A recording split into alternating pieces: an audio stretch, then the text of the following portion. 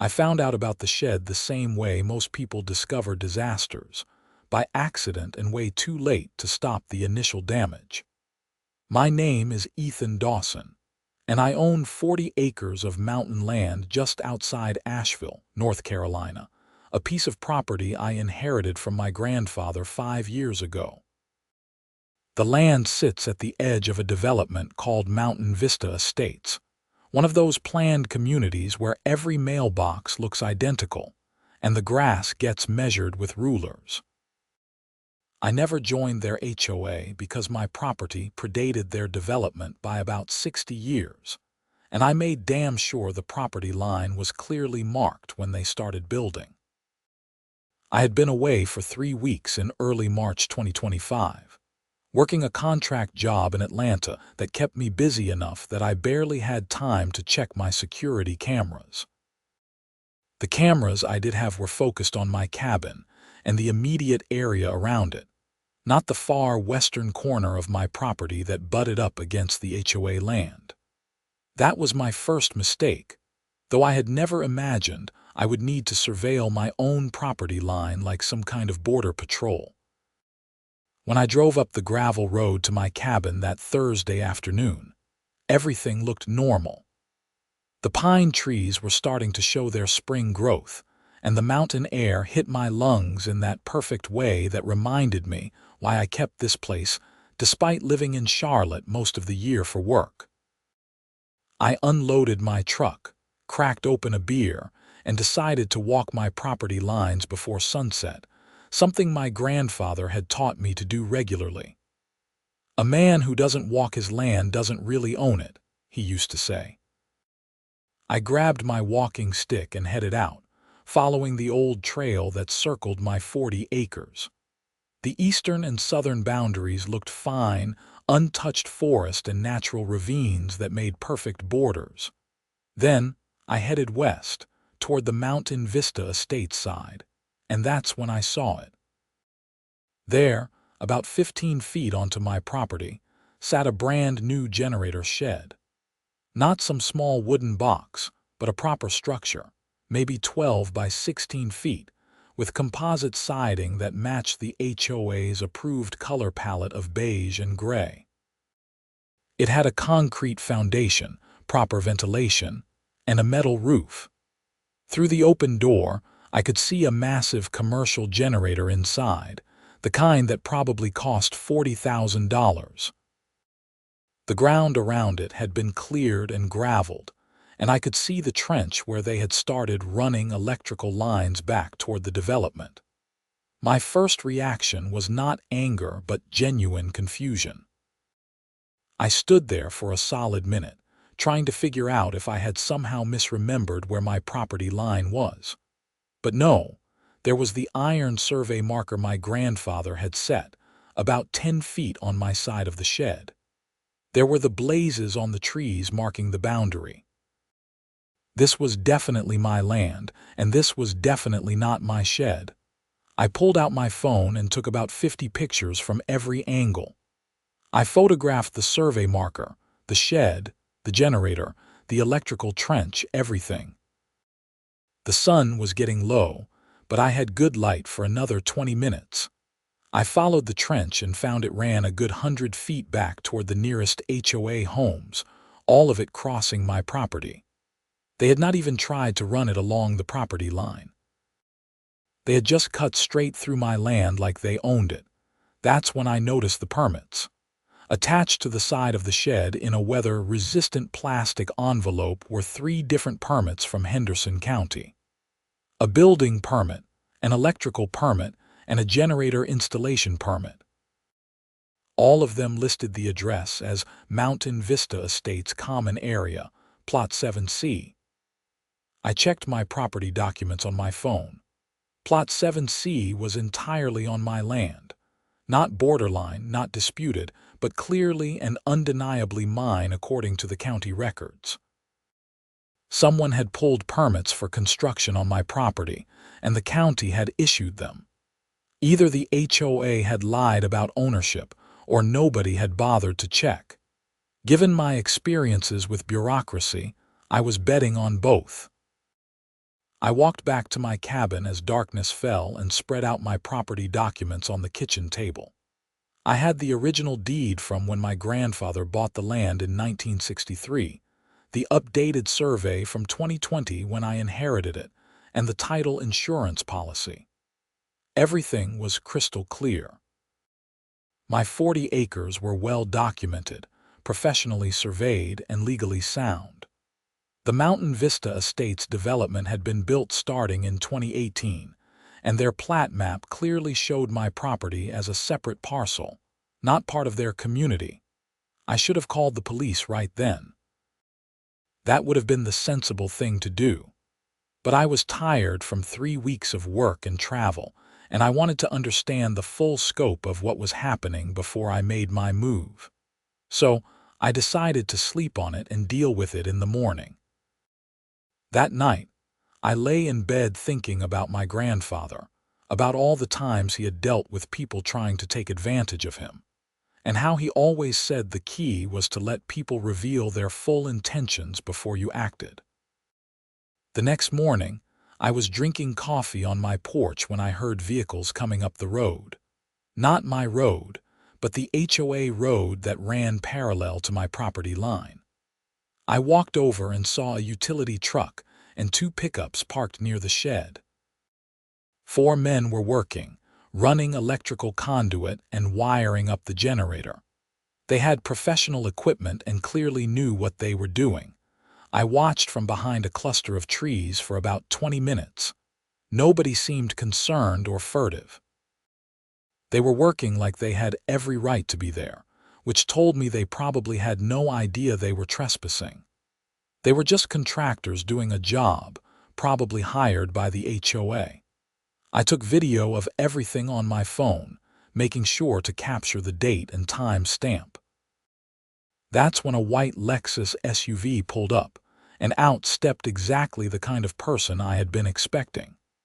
She was maybe 55, with that aggressive blonde bob haircut that seemed mandatory for a certain type of suburban authority figure. She wore expensive athleisure wear and carried a clipboard like a weapon. I watched as she talked to the workers, pointing at things and checking items off her list. I decided it was time to make my presence known. I walked out of the trees and across my property toward the shed. One of the workers saw me first and nudged his buddy. The woman with the clipboard turned around, and her expression went from surprise to irritation in about half a second. "Can I help you?" she asked, in that tone that really meant, "You are not supposed to be here." "I'm Ethan Dawson," I said, keeping my voice friendly. "I own this land." Her expression did not change. "This is HOA property, part of Mountain Vista Estates. If you are lost, the public trail is about half a mile that way." "No, I mean I actually own this specific piece of land you are standing on, all of it, for about 40 acres in that direction." I pointed toward my cabin. She looked at me like I had just claimed to be the King of England. "That is not possible. This is designated common area for our community. We have permits." She tapped her clipboard. "Those permits list an address that is on my property. You built this shed on my land without my permission." One of the workers, an older guy with a gray beard, stepped back from the conversation immediately. He knew the smell of a property dispute and wanted no part of it. The other 3 stopped working and watched. The woman pulled herself up to her full height, which was maybe 5'4". "I am Patricia Thompson, president of the Mountain Vista Estates HOA board. We did complete due diligence before this project. The county approved all our permits. This is HOA land. Patricia, I have my property survey in my truck. I can show you right now that you are about 15 feet onto my side of the line. That survey marker right there." I pointed to the iron stake. "That is mine, set by a licensed surveyor in 2020. "Survey markers can be wrong," she said dismissively. "Our development plat shows this as common area. Your development plat is from 2018. My family has owned this land since 1963. I have the deed chain going back that far. You are absolutely 100% on my property." She stared at me for a long moment, and I could see her calculating. "Well, if there is some kind of boundary dispute, we can resolve it through proper channels. But we have already invested significant resources in this generator facility. It provides backup power for our entire community. Surely we can come to some accommodation." And there it was. She did not deny it might be my land. She just pivoted straight to, "We already spent money, so you should let us keep it." This was going to be exactly the kind of fight I had suspected. "Patricia, you built a major structure on my land without asking me. You did not call, did not knock on my door, did not send a letter. You just assumed." "We were told this was part of our common area," she insisted. "Our developer provided us with the plat map. Did anyone actually check the county records? Did anyone order a survey? Did anyone do literally anything to verify ownership before pouring a concrete foundation?" Her silence was answer enough. "Here is what is going to happen," I said. "You are going to stop all work immediately. Your contractors are going to leave. Then you and I and your HOA board are going to meet and figure out how to resolve this." "We have a schedule to keep," Patricia said. "Our community needs this generator operational before hurricane season. We cannot just stop." "You are trespassing on my property."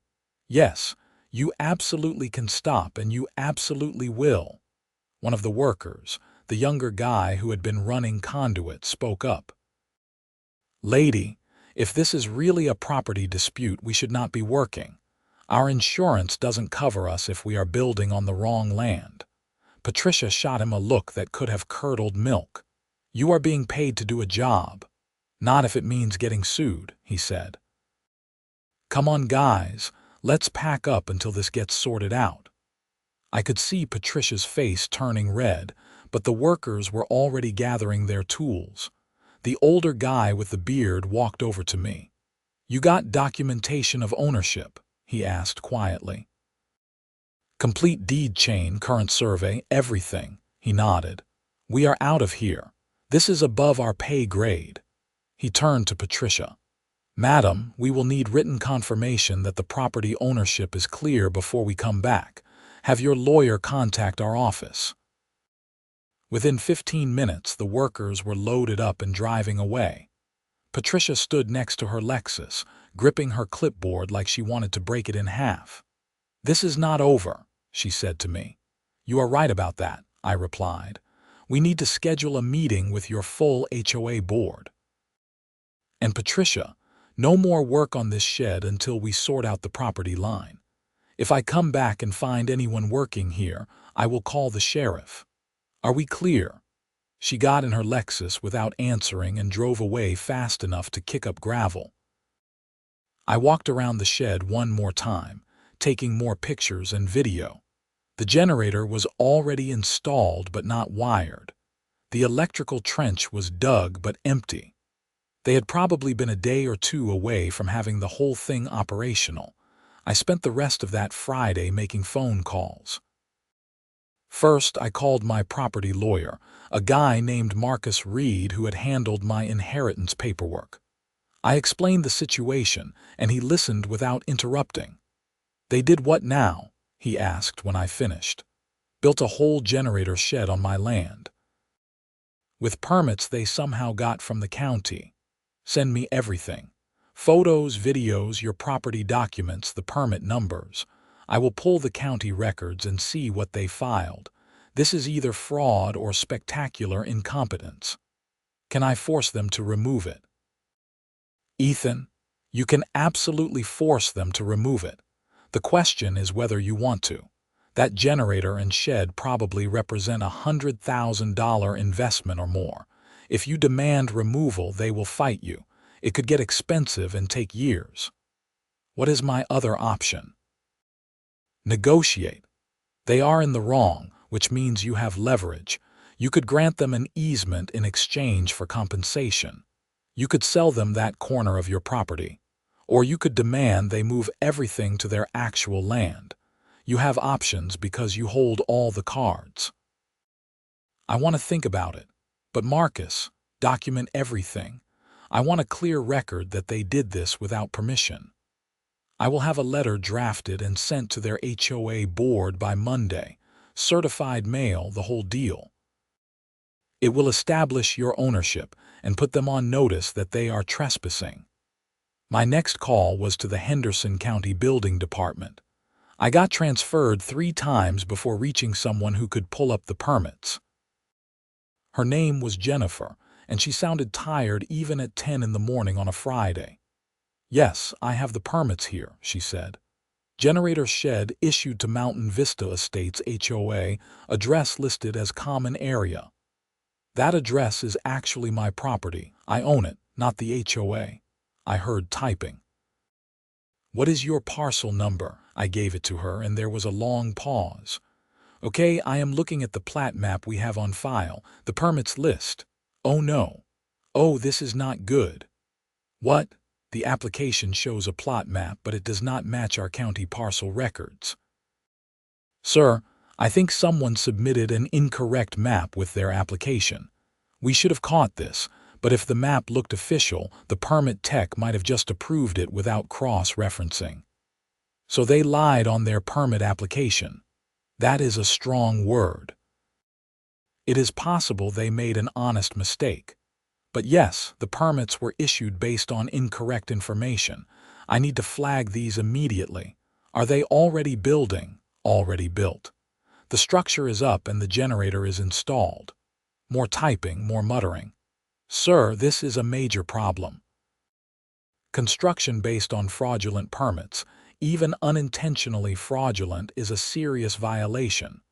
The county will need to investigate. You may need to file a formal complaint. Walk me through that process." She did, and I took notes.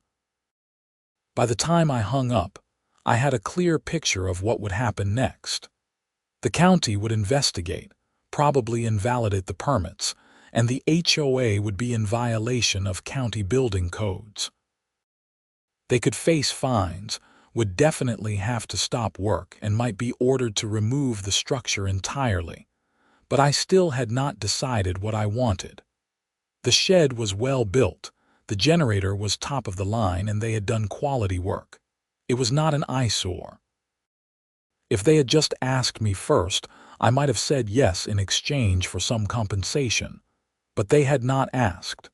They had just taken, assuming my land was theirs for the using. That afternoon, I drove into Asheville and met with Marcus at his office. He had already started pulling records, and his desk was covered with printouts of plat maps and deeds. "This is wild," he said, spreading out the documents. "Look at this. Here is your property, clearly marked. Here is the Mountain Vista Development Plat from 2018, showing your land as a separate parcel. And here is the map the HOA submitted with their permit application." He pointed to a third document, and I leaned in. Someone had altered the development map, extending the common area boundary about 50 feet east onto my property. It was not a crude job. It looked professional, like it could be real. "Is this forgery?" I asked. "It is at least misrepresentation. Whether it is criminal depends on intent. If someone on their board knowingly altered this map to deceive the county, that is fraud. If they received this from their developer and believed it was accurate, that is a civil matter. So what do we do?" Monday morning, my letter goes out establishing your ownership and their trespass. I will also send a letter to the county building department with all the correct documentation. That will start the official process. Then we wait and see how the HOA responds. "You think they will fight it?" Marcus leaned back in his chair. "Ethan, they just spent serious money on this project. They have a community full of homeowners who were probably sold on having emergency backup power. Their president seems like the type who does not back down easily. Yeah, they will fight it, but they will lose because property law is pretty clear. You cannot build on someone else's land, period. Even if they claim it was an honest mistake, even then, mistake or not, it is still your land. They have no legal right to be there without your permission. I spent that weekend at my cabin, keeping an eye on the shed. Nobody came near it. I used the time to document everything meticulously, creating a timeline of events and organizing all my photos and videos. I also did some research on the Mountain Vista Estates HOA, looking up their public records and meeting minutes. What I found was interesting. The community had been having problems with power outages. A bad storm in January 2025 had knocked out power for 3 days, and the HOA board had faced angry homeowners demanding solutions. The generator project was their answer, a central backup system that would keep critical infrastructure running. According to their meeting minutes, they had fast-tracked the project to have it done before the next storm season. In their rush, they had cut corners. That much was obvious. But I also felt a slight twinge of sympathy. They were trying to solve a real problem for their community. They had just gone about it in the worst possible way.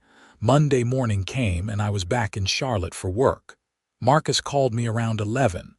Letter is sent, certified mail. They should have it by Wednesday. I also filed formal complaints with the county building department and the county clerk's office. This is now on the official record. What happens next? We wait for their response. Legally, they need to either prove ownership, which they cannot, or negotiate with you for permission to keep the structure on your land. If they do neither, you can pursue civil and criminal trespassing charges. Criminal charges. Ethan, they did not just wander onto your land. They surveyed it, cleared it, poured concrete, and built a permanent structure. That goes beyond simple trespass. In North Carolina, if you knowingly build on someone else's property without permission, that can be prosecuted as a crime. It is not just a civil matter. That was new information and it changed my thinking. I had been viewing this as a property dispute, annoying but civil.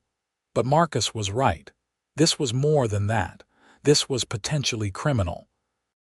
Tuesday afternoon, while I was at my office in Charlotte, I got a call from an unknown number with an Asheville area code. I almost did not answer, but something made me pick up. Mr. Dawson, this is Cynthia Markham. I am an attorney representing the Mountain Vista Estates HOA. That was fast. Marcus's letter had not even been delivered yet. How did you get my number? Public records. Mr. Dawson, I understand there is some confusion about the property boundary near our generator facility. I am calling to see if we can discuss this matter reasonably before it escalates. There is no confusion, Miss Markham. Your clients built a shed on my land without my permission. That is not confusion. That is trespassing. My clients acted in good faith based on the information provided by their developer. They had no intention of encroaching on your property. Surely we can resolve this amicably. Your clients can start by removing their shed from my property. There was a pause. Mr. Dawson, that structure represents a significant investment in community infrastructure. Removing it would be extremely costly and would deprive our residents of needed backup power. Not my problem. They should have checked property lines before building. What would it take for you to grant us an easement to keep the facility in place?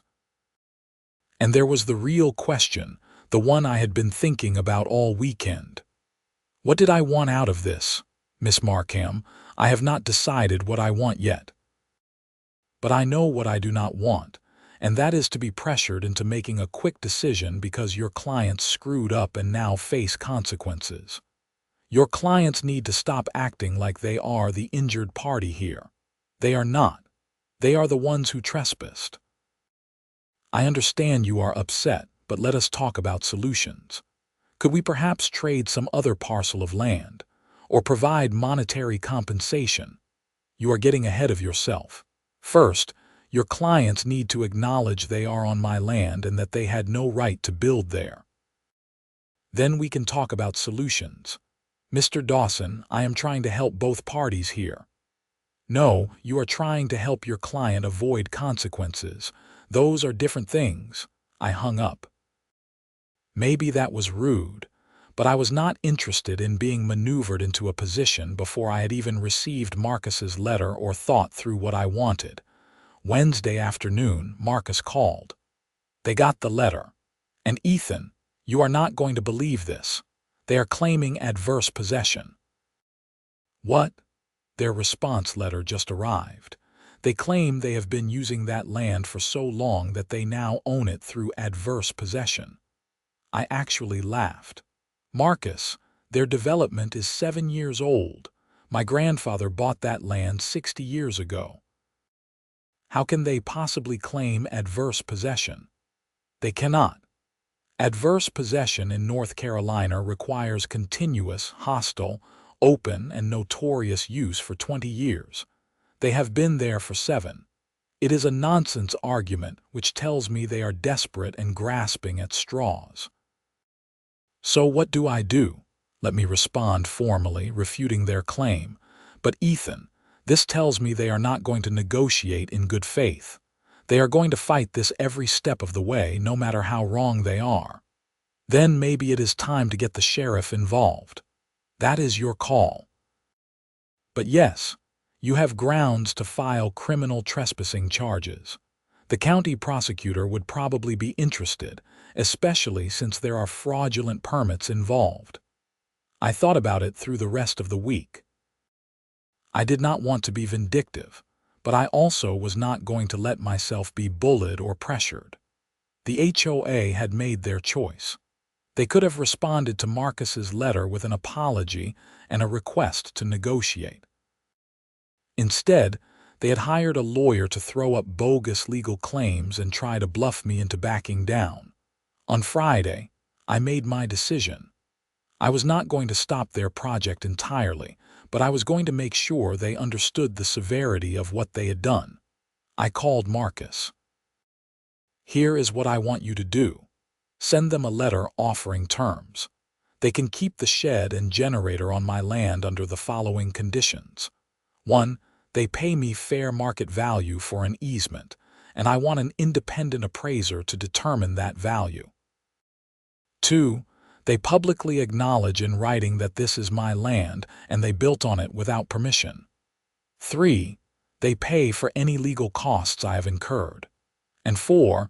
They have 30 days to accept these terms. After that, I am filing criminal trespassing charges and demanding they remove the structure. That is more than fair, Ethan. Some would say too fair. Maybe, but I do not want their generator. I want them to learn a lesson without destroying their community's emergency power. If they turn down these reasonable terms, then I will know they are just being obstinate, and I will not feel bad about bringing down the hammer. Marcus drafted the letter and sent it that afternoon. I spent the weekend at my cabin again, and this time I had company. Patricia Thompson showed up Saturday morning in her Lexus, alone. I was on my porch drinking coffee when she pulled up. She got out of her car but stayed by the door, not approaching the porch. "Mr. Dawson, can we talk?" "Sure, you want coffee?" She looked surprised by the offer. "No, thank you, I will be brief. The HOA board received your lawyer's latest letter. Your terms are harsh, really. I am offering to let you keep a structure you built illegally on my land. That seems generous to me. The easement valuation could be very expensive. It could. That is what happens when you build on someone else's property without asking." She stepped closer, and I could see she was struggling with something. "Mr. Dawson, I need you to understand our situation. Our community raised funds for this project. Homeowners contributed. We have contracts with the construction companies. If we have to remove this generator and relocate it, the costs could bankrupt our HOA. Some homeowners might even sue the board. Patricia, you are telling me your problems." What I need to hear is acknowledgement that you created those problems by not doing your due diligence. It was an honest mistake. Our developer gave us that plat map. We trusted it. Did you verify it? Did anyone on your board pull the actual county records?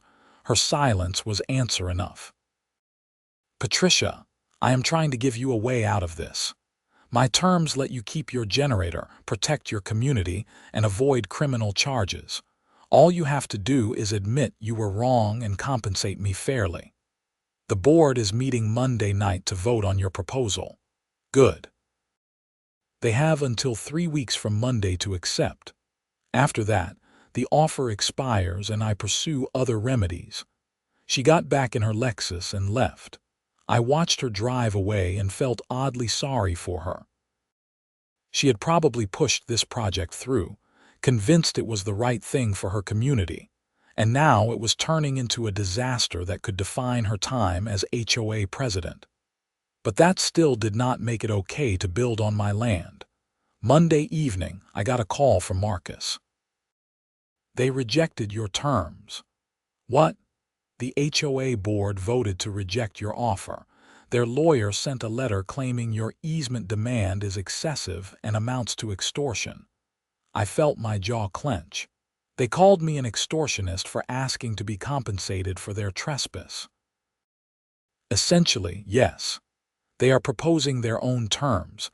They will pay you $5,000 for an easement, no appraisal, no admission of wrongdoing. Take it or leave it. Are they out of their minds? $5,000. They think you will not follow through with criminal charges. They think you are bluffing. Then they are about to learn otherwise. Marcus, file the trespassing charges. Contact the county prosecutor. I am done being reasonable with people who see reasonableness as weakness. Ethan, are you sure? Once we start the criminal process, this gets much bigger and uglier. I am sure. They had their chance. They refused to take it. Marcus filed the criminal complaint on Tuesday morning. By Tuesday afternoon, I got a very different phone call from Patricia Thompson. What have you done? She practically shouted into the phone. The sheriff's department just contacted me. They are investigating criminal trespassing charges. Yes, they are. You are seriously trying to have us arrested over a property dispute. Patricia, you built a major structure on my land without permission. You refused to negotiate in good faith. You called me an extortionist for asking for fair compensation. What did you think was going to happen? This is insane. We are not criminals. Then you should not have committed a crime. Our lawyer says you cannot do this, that it is purely a civil matter. Your lawyer is wrong. North Carolina law is very clear. I have the statute numbers if you want them. She hung up on me. I actually smiled despite the situation. I had tried to be reasonable. I had offered them a way out. They had decided to play hardball, and now they were discovering that I could play too. Wednesday morning, 2 sheriff's deputies went to Patricia Thompson's house and formally interviewed her about the generator shed. They also interviewed 2 other HOA board members. Marcus got a call from the prosecutor's office asking for all my documentation, which he provided. By Friday, the prosecutor decided there was enough evidence to proceed with charges, but the prosecutor was smart. He did not want to arrest a bunch of suburban HOA board members if he could avoid it. Instead, he called a meeting for the following Monday with me, my lawyer, the HOA board, and their lawyer present. The goal was to see if this could be resolved without criminal prosecution. I drove to Asheville Monday morning and met Marcus at the Henderson County Courthouse. We went to a conference room where the prosecutor, a younger guy named David Chen, was already waiting. The HOA contingent showed up 15 minutes later. Patricia Thompson, 2 other board members I had not met, and their lawyer, Cynthia Markham. We all sat down around a conference table that had probably hosted 1,000 similar meetings. Prosecutor Chen did not waste time. Let me be clear about why we are here. Mr. Dawson has filed a credible criminal complaint against the Mountain Vista Estates HOA for criminal trespass and construction fraud. I have reviewed the evidence, and I believe charges are warranted. However, I would prefer to resolve this without prosecution if possible. So everyone gets one chance to work this out right now in this room. If we cannot reach an agreement, I will proceed with charges. Are we clear? Everyone nodded. Chen looked at the HOA lawyer. Miss Markham, your clients built a structure on Mr. Dawson's property without permission. Is that in dispute? The property boundary is in dispute, she said. Our clients believed in good faith that they were building on HOA land. Chen pulled out a map. I have the county parcel records here. The boundary is not in dispute. It is clearly marked, properly surveyed, and on file. Your clients were wrong about where their land ended. An honest mistake, Markham said. Perhaps, but the permits your clients filed show a property map that does not match county records. Who created that map? Silence from the HOA side. Chen continued. This is important, because if someone knowingly falsified a property map to obtain permits, that is fraud. If your client simply received bad information and passed it along without verifying, that is still trespass but not fraud. I need to know which it is. Patricia Thompson spoke up, her voice strained. Our developer gave us that map. We trusted it was accurate. Did you verify it against county records? No. We assumed the developer knew what he was talking about. Who is your developer? Summit Ridge Development Company. But they are no longer in business. They dissolved last year after finishing our community. Chen made a note. So you cannot produce anyone who can testify about the origins of that map. No. That is a problem for you. It means I cannot prove fraud, but it also means you have no defense for the trespass. You built on someone else's land based on unverified information. He turned to me. Mr. Dawson, you offered settlement terms. Are those terms still available? They are, I said. An independent appraisal for the easement value, written acknowledgement of wrongdoing, and payment of my legal fees. In exchange, they can keep their generator and I will drop the criminal complaint. Those terms seem reasonable, Chen said. He looked at the HOA board. Why did you reject them? One of the other board members, a guy in his 40s named Richard, spoke up. Because we cannot afford it. The appraised value could be $30,000 or $40,000. We do not have that kind of money. Then you should not have built a $100,000 generator facility without verifying you had the right to build it, Chen said flatly. Your financial problems are not Mr. Dawson's concern. So we are just supposed to bankrupt our HOA? Richard asked. You are supposed to pay for your mistakes, Chen said. Here is my position. If you reject Mr. Dawson's terms, I will file formal charges against the HOA as an entity and against each board member personally who voted to approve this project.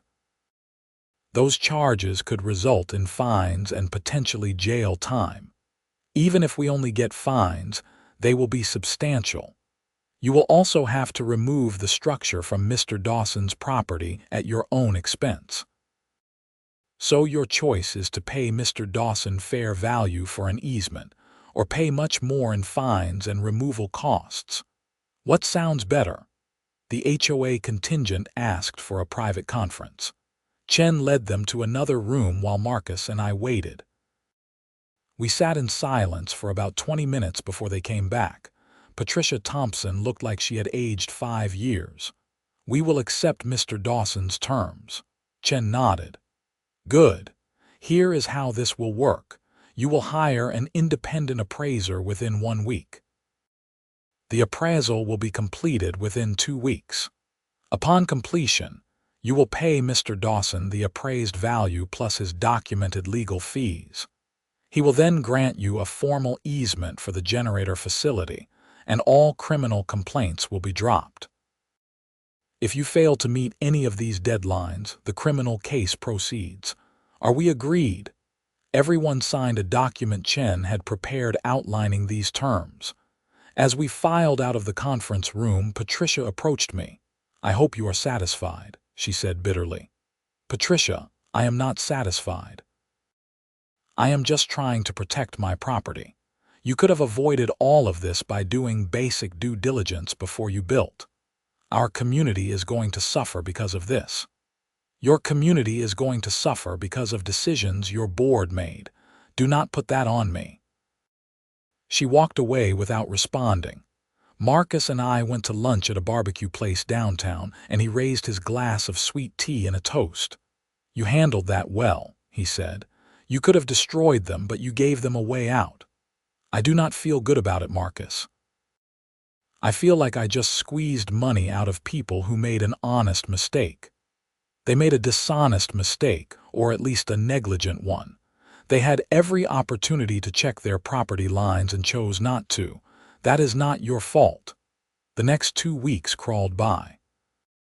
The HOA hired an appraiser who came out to my property and spent a full day surveying and evaluating. He was professional and thorough, and he did not seem happy to be in the middle of a legal dispute. When the appraisal came back, the number was $32,000 for a permanent easement on the portion of my land the shed occupied, plus the area needed for maintenance access. My legal fees added another $8,000, $40,000 total. I expected the HOA to fight the number, but they did not. They paid within 3 days via wire transfer to my account. Marcus drafted the easement agreement, which I signed and had recorded with the county. Just like that, it was over, except it was not really over. 2 days after I signed the easement, I got a call from Prosecutor Chen. "Mr. Dawson, we need to talk. Can you come to my office?" I drove to Asheville that afternoon and met him at the Henderson County Prosecutor's office. He had files spread across his desk and did not look happy. "What is going on?" I asked. "I kept investigating the permit fraud issue even after your settlement. Something about this did not sit right with me, so I subpoenaed records from the county building department and from Summit Ridge Development Company's bankruptcy records." "Okay." "That map the HOA submitted with their permits. It was not from Summit Ridge. The developer's records show the accurate property boundaries. Someone altered the map after the fact." I felt my stomach drop. "Who?" "That is what I need to figure out." "Do you still have all the permit documentation you photographed?" I pulled it up on my phone and showed him. He compared it to his files. This permit application was submitted digitally by someone using Patricia Thompson's email address. The altered map was attached as a PDF. Either she created it or someone with access to her email did. "You think Patricia knowingly submitted a false map?" "I do not know yet, but I am going to find out. This goes beyond civil trespass. If someone committed fraud to obtain those permits, that is a crime I can prosecute regardless of your settlement." He asked me to keep this information confidential while he investigated, which I agreed to do. Over the next 2 weeks, Chen did his detective work. He interviewed all the HOA board members separately, examined their emails and documents, and worked with a digital forensics expert to trace the origins of the altered map. What he found was ugly. Patricia Thompson had not created the map herself, but she had known it was inaccurate. The HOA's own surveyor had told her months earlier that the proposed generator site was close to the property line and should be verified. Patricia had ignored that advice and pushed the project through, altering the developer's map to show the land as clearly within HOA boundaries.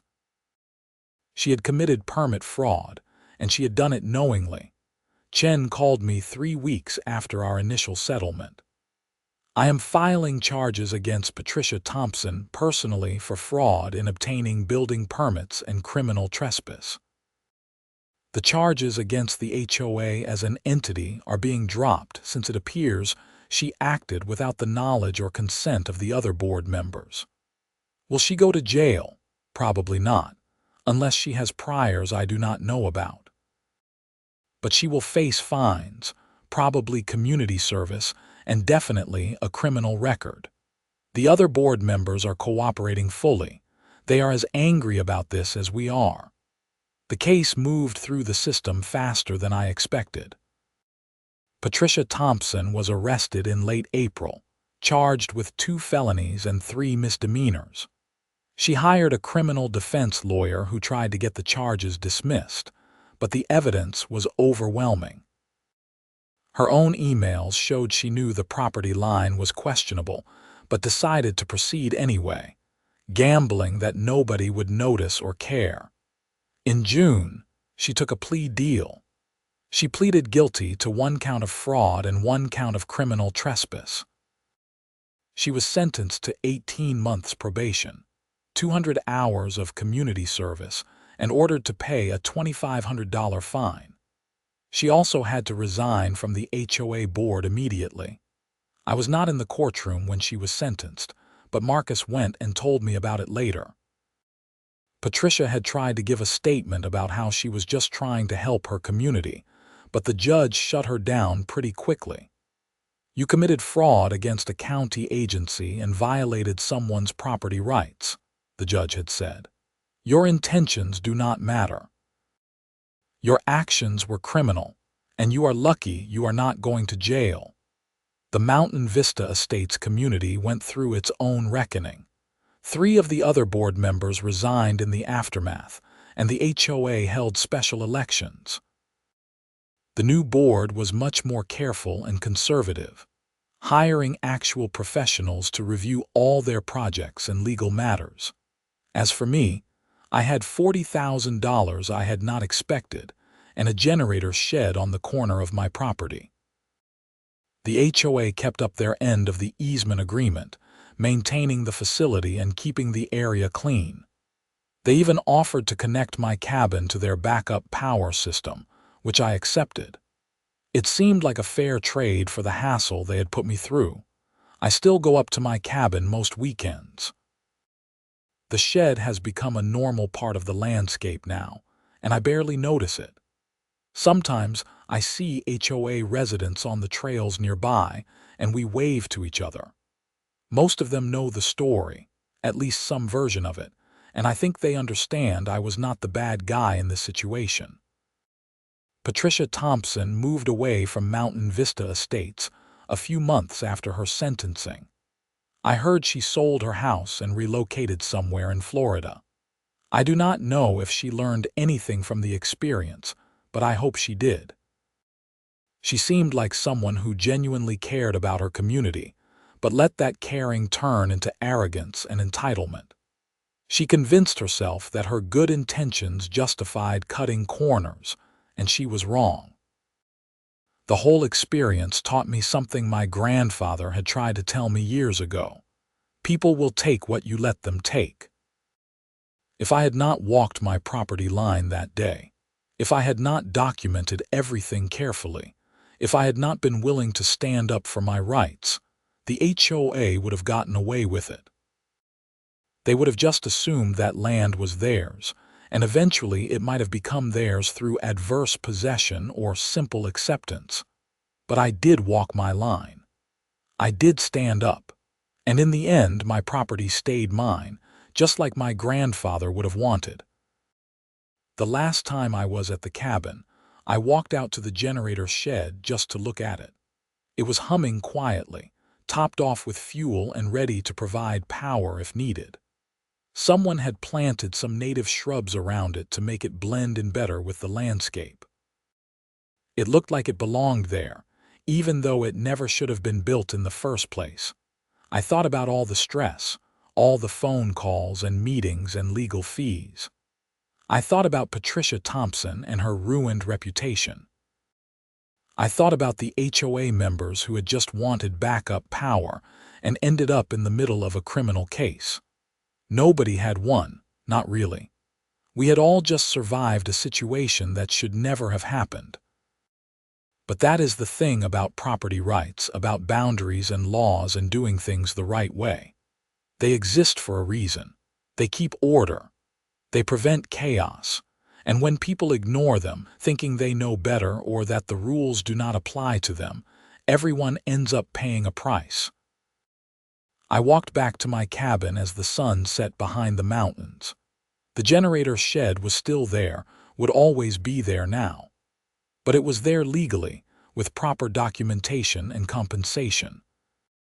The trespass had been corrected, the criminal had been punished, and the system had worked the way it was supposed to. That was enough. It had to be enough. Life went on at Mountain Vista Estates, and life went on in my cabin. The mountains did not care about our human disputes over imaginary lines and legal documents. They had been there long before my grandfather bought this land, and they would be there long after I was gone. That perspective helped me let go of any lingering anger or resentment. I poured myself a bourbon and sat on my porch, listening to the night sounds of the forest. Somewhere down the mountain, the generator sat ready to provide power when needed. And up here, in my cabin on my land, I was ready to defend what was mine if needed again. But I hoped it would not be needed. Once in a lifetime was enough for this particular kind of trouble.